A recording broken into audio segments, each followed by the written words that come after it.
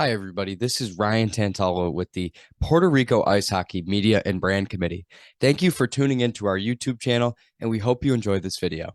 Right. So now we're going to be discussing the Fiesta de Hockey. The Chicago version will be April 6th through the 9th, and New York City, June 8th through 11th. So before we get into it, I would really appreciate the broad strokes on sort of what this all entails.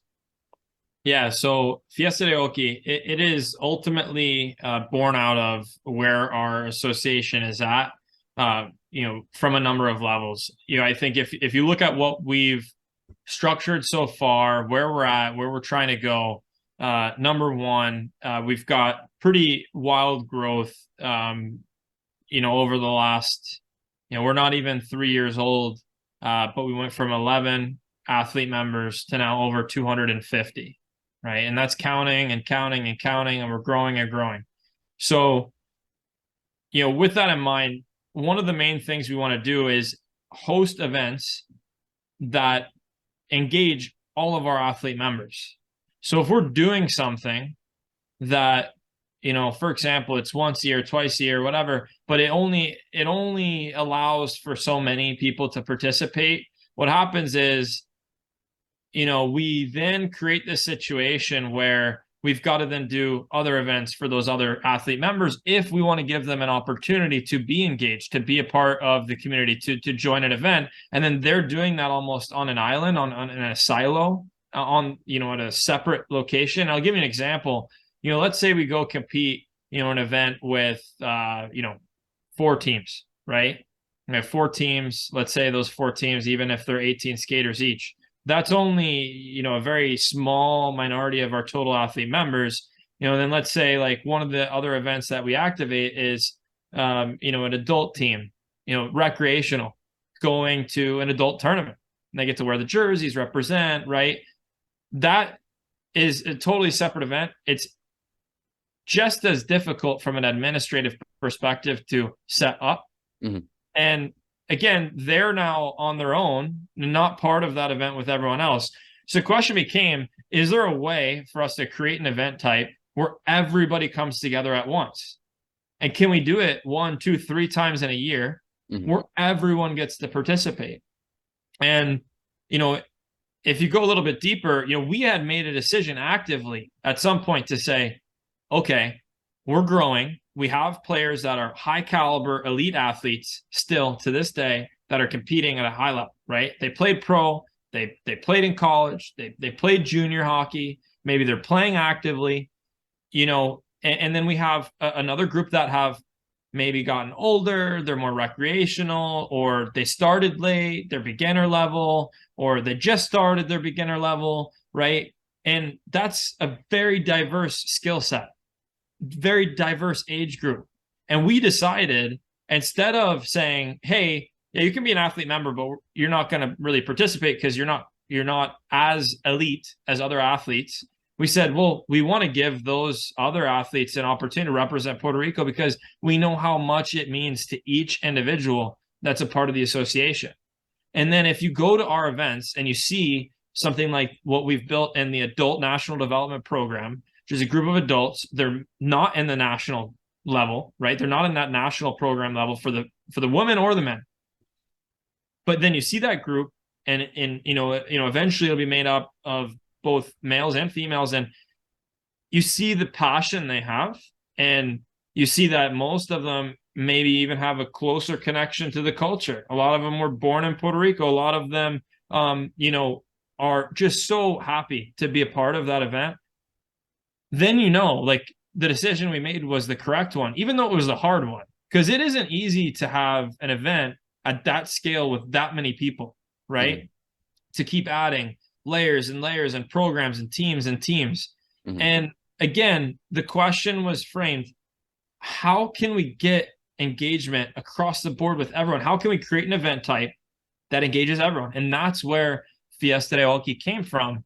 It is an event to encapsulate all things we're trying to do in PRIHA, all things. So it's, again, a celebration of the community that we've built, an opportunity to grow that community, right? It is a celebration of the Puerto Rican culture, of the Latino culture at large as well, right? An opportunity to integrate that with ice hockey, right? It is an opportunity for both on and off ice events to occur, both with a specific purpose to develop athletes and just to have fun and entertain, right? So you think about on ice portion. Well, there's opportunity to do learn to skate with local community members. There's an opportunity for clinics, practices, games, right? Those have varying levels. You've got the national team, right? Or national program in which there's several national teams. And those are going to be high caliber practices, high caliber exhibition games. And that's going to be more like a mini camp. But then you get down to that recreational level where, yeah, they want to compete, they want to learn, they want to practice. One of the number one things that we have in terms of feedback is we want to practice more across the board, regardless of age, skill, anything. Well, we want to answer that, right? So we've got to incorporate practice for even those recreational levels, but then let's give them an opportunity also to have fun, right? Have some games, whether those be intra-squad or against other competition, right? It gets very large. And I think that's where perhaps a lot of people are like, what is this? And it's like, well, look, it came from a couple ideas, right? When we're thinking about this and how can we create an event that encapsulates everything, we look to two event types that exist today. Because that's what you do when you want to build something successful. You take from kind of what's already been done, right? You've got the Selects Festival with USA Hockey that brings in, the top athletes at a particular age group all at one time, puts them on the same, sheets of ice next to each other, allows them to compete, right? Really engages them, has kind of, peripheral elements of development, how should you do nutrition? How should you work out, right? And again, that in and of itself is still a celebration of talent of ice hockey, right? Of pride. But then you take something like, what the NHL has done with the Craft Hockey Fest, and that's you pick a community that has a wild passion for ice hockey. And it's not just about the game. It's not just about the other games around the main game with the NHL franchises. It's not just about the off-ice event. It's everything, right? It's a full-on festival. And that's what we're trying to do, just specific to who we are, right? And what we're trying to build. And again, if you tie it to our purpose, which is, again, to represent Puerto Rico at the highest level possible on the international stage, this is us doing that at every level. It's elevating our elite athletes. It's elevating our recreational athletes. It's engaging the community and growing our awareness, growing our footprint, fundraising. All of those things help us represent at a more professional, higher level, and get us closer to that goal of the world stage and working our way up those world rankings, right? Mm-hmm. So yes, it's complex. There's a lot going on there, but I think when we are able to have this inaugural event and get that ball rolling, really start to grow, that kind of passion for something like this, where again, we could go send that one team to their own weekend and it'll be fun. Don't get me wrong. It's 18, like, let's say it's adult men's team, 18 guys, bonding, but what happens when you bring that same feeling, that same group, that same experience into this much larger event with our whole community? I believe truly that is going to be much more powerful, and that's what we're trying to do. Mm-hmm. So would you say, and I think I know the answer to this, but this is the most ambitious event that the association has put on so far? Absolutely, because there's so many variables, and again, we're not doing this alone, right? There's no way. So we've got to find not only cities that will back us, right? That will help us, that will support us, that will, provide that opportunity for growth. But we've also got to find partners, right? And we haven't released, kind of an official public release for Chicago, so can only go into, so many details, but, getting that traction, getting that support from the community, and we're going to lean on our partners, quite frankly, because it's necessary. Mhm. So are you able to Knowledge disclose is any of the good. partners or people that you've worked with so far, or is it too out in the distance? Sorry, can you repeat that? Are you able to disclose any of your partners or people that you've worked with in those communities, or is that a little bit too far away at this point?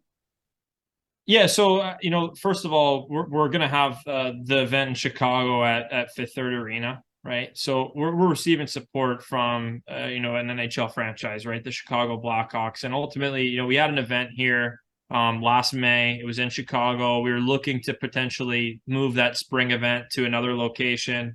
Fortunately, we received that support, that desire to bring us back to Chicago. That's the number one thing, right? To have a group want to have us come back because they feel that we can bring value to the community, right? And past that, I think what it comes down to is already having kind of proven that out. We went to an event, we went to Hispanic Heritage Night at the United Center, the Chicago Blackhawks Arena, not too long ago. Friends, family attended. I think we had 300 people, right? It's a pretty sizable group at one game. I think that kind of energy, that kind of excitement is really what drove that forward. And then now again, we're still looking for more support, more sponsors, more kind of partnerships in the area. There's a couple that are still in progress that I can't speak to, but certainly I think that we're pretty far along the way. And you think about the infrastructure that we need to support an event. Well, we've got the venue. That's half the battle, right? Mhm. And Fifth Third Arena is going to be a great partner for us. Great facility, really amazing facility for what we're trying to bring there and the number of athletes that we're trying to bring there. So definitely something that's going to help us grow out of the gates. So could you just kind of paint the picture for me? Let's just say day one of the activities, you're inside the arena. What are you going to see looking around?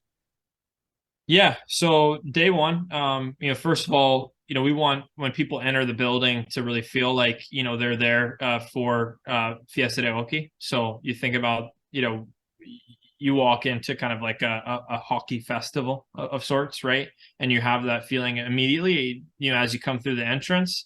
We'll have a little bit of a registration process there just to make sure everyone checks in. Players are going to be able to leave their gear in the arena, which is a major thing, I think, for most players. Some players don't get that opportunity ever, so it's always a good value point. The first day, what we're planning to do is kind of a little bit of a State of the Union, an address of all athlete members, all friends, family that are going to be there, just kind of setting the tone for where the association's at, where we're headed, what to look forward to in the weekend. And then we're going to get right into the action. We're going to get right into the events. Some of those engagements involve, bringing our members into the loop of maybe, the community or the facility, right? Learning kind of some of the behind the scenes from, a NHL franchise level, right? We've got off ice for some groups, right? All groups get to get on the ice the first day. And then we really get rolling in that second day when we have our first full day on Friday. And what about the association's development through the last couple of years kind of allowed it to get to the point where now you feel that it's ready to take sort of the next step in hosting this type of event? What allowed the association to reach this point and sustain something at this scale? Yeah, so there's a few things, a few factors. I think first of all, pure size is really what leads to this first and foremost, right? When you hit 250 plus, again, got asked the question, it's a tough question to answer. Like, do you want or need to engage all athlete members? We said yes, right? I think the second piece is the engagement we've received so far So we host our first event last May, in which at the time maybe we had 170 members, maybe less. We had 105 athletes show up to that. And that's a massive participation number or participation percentage, right? And actually, now that I think of it, we had significantly less because we were under 150 at the time. And then that's when we got the bump up. So under 150 members, we have 105. I mean, well over 50% engagement. And then you have the event that we took place in last fall, LATAM Cup. We have I guess what was it, 6 teams representing, which is just a massive number when we're kind of not even, I think we're at the 2.5-year marker, right? We were putting 6 competitive teams in an event. I don't even remember how many teams made it to the playoffs, maybe a majority, right? But then you get 3 kind of gold medals out of that. So you're elevating competition. It's, or sorry, not 3 gold medals, but 2 gold medals and a silver. It's like that kind of engagement and growth and leveling up like consistently kind of drives you to a place where you start to have to find a what's that next thing, right? And then I also think main driver here is, again, on the feedback that we received, it's like, well, I didn't get to participate in that event because, perhaps it's like, hey, our membership is built off of National Olympic Committee guidelines. So, the eligibility rules for us, it's you're born in Puerto Rico, you have 2 generations back of heritage. So either your parents were born in Puerto Rico or a grandparent was born in Puerto Rico at least, or you're a full-time resident, right? And you've decided to move your life, right, and become part of that culture, ingrain yourself in that. And with that, we want to make sure all of those members are involved, right? And then again, it's even those members that like maybe couldn't go for the 6 teams or for whatever reason, maybe it's age or it's something else, right? Mm-hmm. And again, that gets us to that question. It's like, do we want to give something to everyone? And I think, again, we get a lot of value out of doing that because all of our members have passion for what we're building, and we want to allow them to really take action on that passion and become part of the organization at a deeper level. Mm-hmm. So it really seems like you have an emphasis on inclusivity and kind of reaching every single corner of people that are interested, not just, the highest level players on the highest level teams, but all levels. And, I asked this question for the other event, but relevant as well for this, anybody that's interested, where can they reach out to get involved or figure out information about attending or volunteering? Yeah. So there's let's see, there's a few things. First of all, I would say athlete members register, right? So if you aren't registered with the association, it's PuertoRicoIceHockey.com/register. There's a 2-step registration process to become a player or an athlete member, rather. Then there's the event registration process, which is PuertoRicoIceHockey.com/event registration, right? I would really urge anyone that wants to be part of the event at an athlete level, which again, it's for everybody. So even if I'm, a dad or mom and somewhat recreational, there will be a place for that individual to play. And we're going to sub-segment the groups once the registration is closed and make sure that everyone can get, their ice time.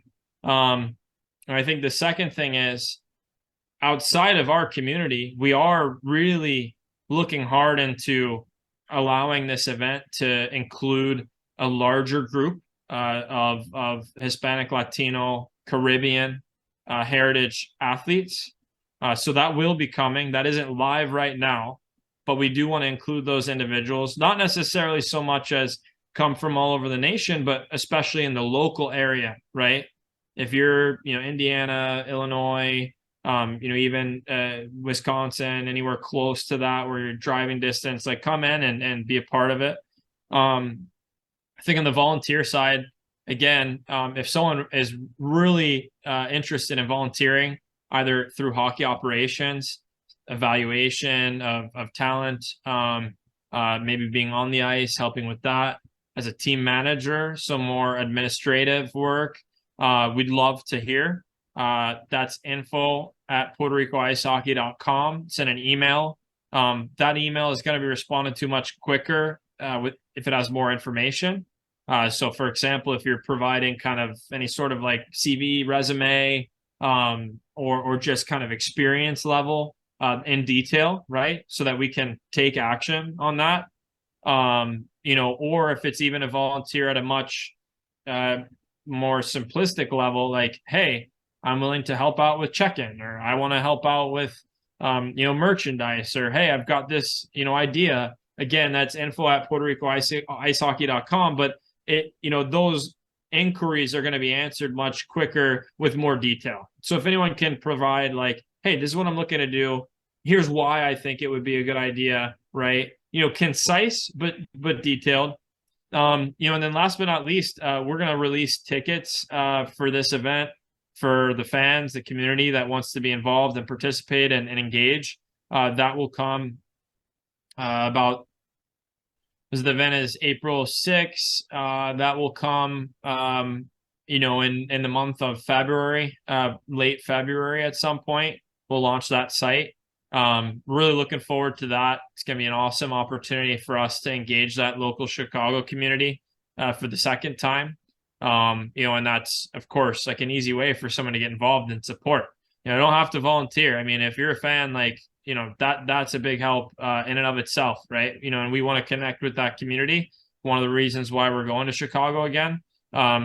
So I think that's important also. Mm-hmm. And, you mentioned that Chicago, you've engaged with them in the past, and, you saw kind of that community response, and it helped you the last time you were there. So, what kind of, attendance are you expecting, or engagement are you expecting from the local community members? Yeah, so really, we expect that the place is going to be so packed that, quite frankly, it's going to be a little bit hard to find space to watch the games, the exhibition games, like the major matches in which we'll have the tickets for. That's our expectation. I mean, it is a fairly sizable facility. But even with that, I think, the numbers we're looking at maybe like 1,200 individuals, like for a particular game, right? And if you think about that atmosphere where you've got that excitement, you've got our massive group there. Let's say we have 200 athlete members that attend, plus their friends, their family that are there, plus that local community. I mean, look, I hope that gets everyone excited as much as it gets me excited, because being part of that level event, I wish I could just kind of take the hat off and just participate, right? But, not only am I, in this seat, I'm also kind of preparing from an athletic level. So I'm very focused on that while I'll be there. But again, I hope that that's something that gets people excited, because I mean, just talking about it gets me excited, right? And I think, it's going to be something that I think, we find a lot of success with, especially starting this early in May of last year. We really didn't market it, and we still had like really solid success from the community coming in, right? And kind of being a part of it. And those that did come, they were like, oh my gosh, like I can't wait for the next one. Right. And then now you were bringing it into the new facility, larger space, larger group, right? A little bit more time, a little more thought process into it. And I think it's going to be, a beautiful experience for those that participate. Mm-hmm. And then the second event in New York City in June, a similar type of community there, multicultural and international. And also on the last day of that event on June 11th, it coincides with the Puerto Rico Day Parade. So what are you expecting from that? Yeah, I think I'd say first, we got a lot of work to do for New York City. It's far out and we got a lot going on. So there's still a lot of items to check off the list. But we know the locations, and like you said, it's going to be an awesome opportunity to engage that community for the first time, especially. We had the opportunity to go into the New York, the National Puerto Rican Day Parade, as it's called, last year, and I gotta say, like, I didn't know exactly what to expect. I do know that it was less vibrant as it has been in the past, and even then, it was unbelievable. And we had a small group, it was somewhat short notice. We got the invite to come. I think we had 20 people in our group, right? We had some signs, everyone's wearing the jerseys, and like, I think a lot of people were like, who are they? Because we didn't have a float or anything at the time. It was, again, last minute. But those that did come up to us, like, who are you guys? Like, why are you wearing hockey jerseys? Well, Puerto Rico has an ice hockey team. And then that creates like just great conversation. And we had a group in front of us, group behind us that were just amazing, amazing people that we had a chance to connect with. And, again, you're in this massive setting with, a million plus individuals in attendance, with national attention, right? And now with preparation, because we have time to prepare. And what we want to do is say, for the athlete members, hey, this is our event, so we're going to have that participation there, right? And then since you're coming to this event, you also get to be a part of this parade, which is awesome because you're doing two things at once instead of setting an event and then saying, hey, if you want to attend the parade, it's a different weekend, which is additional expense, additional travel, additional days off school potentially, right? And we wanted to combine that into one. So we're burning the day on Sunday, but quite frankly, we're going to have a lot of ice hockey going on that week still. So people are going to be dead by the time Sunday comes around, physically, and hopefully have enough energy to really, take part and take pride in being in that parade. And with our group, we're going to be at such a massive size in the parade this year that, like, it's going to be awesome. Mm-hmm. So it really seems like now, you're combining the hockey team itself and the community there, and you're really linking itself to the larger Puerto Rican community. Would you say that's the case throughout the different communities in the U.S., really, bringing it all together? Yeah, exactly. Look, I mean, simple math, you've got Puerto Rico itself, right? And that is, about 3.1 million people. And you've got equivalent, a slightly larger community of Puerto Ricans in the diaspora, right? And we have a lot of athlete members that are within the diaspora. My story, my father came over to Florida, right, from Levittown, right, in San Juan area.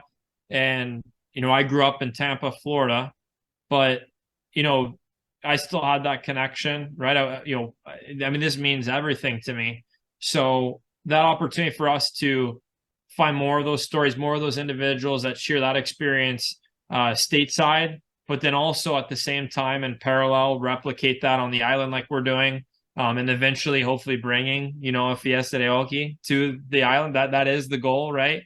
That's the goal, right? And that's where we're headed. And again, New York City, the largest, it's the largest kind of place for that to occur stateside. Chicago, another great community, long-standing, Puerto Rican community. And that's where we're building that traction in each area. And as we have these events, we're hoping we have not just, we don't want to just come in one weekend and then leave and everyone's like, okay, well, whatever, until next time. No, we want to have that lasting effect, right? So as we engage that group and we grow our membership in that local area, we'll have that ability to connect those individuals. We'll have that opportunity to really get, some solid foundation in each of those cities. I think that's all I have for that. Anything else to add about the Fiesta de Hockey?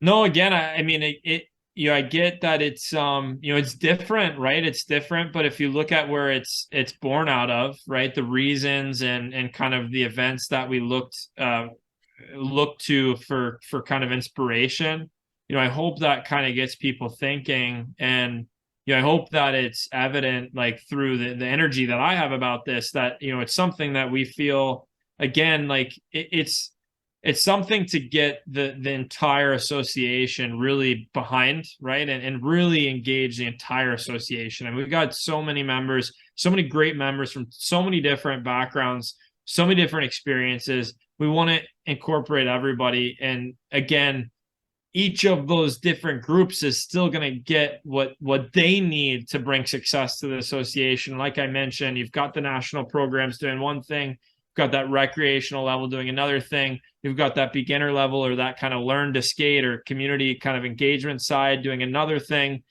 But it's something that, again, drives us to all of those endpoint goals that we have, and ultimately kind of takes us down this path that we're on at a much quicker pace, we believe. And again, I'm looking forward to the inaugural event in Chicago, and then we'll kind of go from there. All right, great. Thank you. Yeah, thanks. Thanks for watching, hockey fans. And once again, remember to follow Puerto Rico Ice Hockey on social media, subscribe to the YouTube channel, and visit PuertoRicoIceHockey.com. Thank you.